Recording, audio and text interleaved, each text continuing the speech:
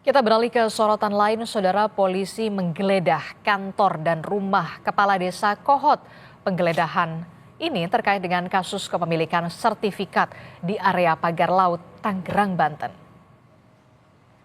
Penyidik dari Barreskrim Polri menggeledah kantor dan rumah Kepala Desa Kohot Arsin di Kecamatan Paku Haji, Kabupaten Tangerang, Banten. 20 penyidik bersama dengan tim Puslapfor dibagi menjadi 3 tim. Dan tidak hanya rumah serta kantor Kepala Desa Kohot Arsin, polisi juga menggeledah rumah Sekretaris Desa Kohot Ujang Karta. Penyidik menemukan dan menyita beberapa dokumen dalam komputer yang diduga berisi berkas pemalsuan girik di area Pagar Laut di wilayah Paku Haji.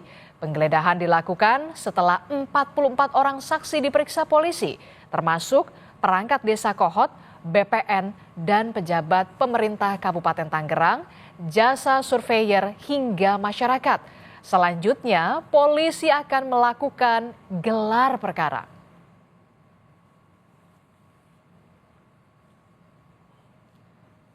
Sebelumnya, saudara, kasus dugaan pemalsuan sertifikat di kawasan Pagar Laut, Kabupaten Tangerang naik penyidikan. Setelah penyidik Barreskrim Polri melakukan gelar perkara pada 4 Februari 2025, hasil gelar perkara penyidik Direktorat Tindak Pidana Umum menemukan ada unsur pidana sehingga bisa menaikkan status kasus ini ke tahap penyidikan.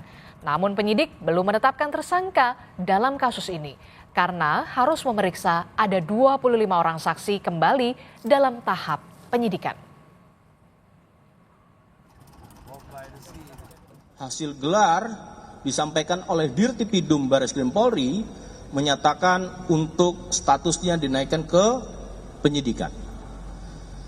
Proses penyelidikan yang sejak dilakukan dari tanggal 10 Januari 2025 sudah melakukan interview, mengundang saksi-saksi, dan disampaikan di sini adalah terkait dugaan adanya tindak pidana pemalsuan SHGB, ya, dan kemudian juga akan kembali memanggil 25 saksi.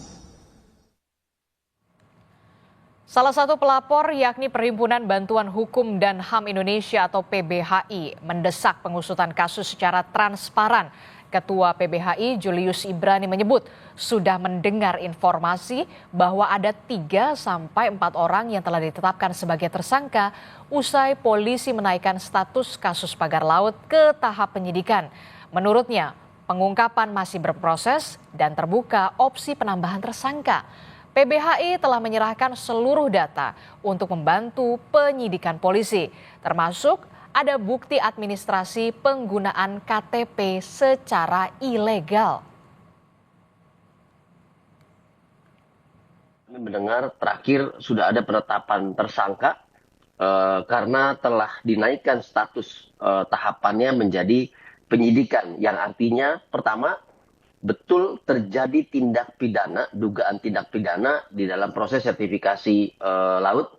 Itu yang pertama. Yang kedua, ada alat bukti yang cukup, paling tidak 2 alat bukti permulaan sehingga telah ditetapkan beberapa orang tersangka. Kami sudah mendengar ada beberapa nama gitu, sekitar 3 atau 4, tapi informasi yang kami dapatkan juga, meskipun ini belum secara resmi disampaikan, belum secara terbuka juga disampaikan kepada publik, ini masih berproses terus, artinya akan terus bertambah, mungkin jumlahnya bisa puluhan.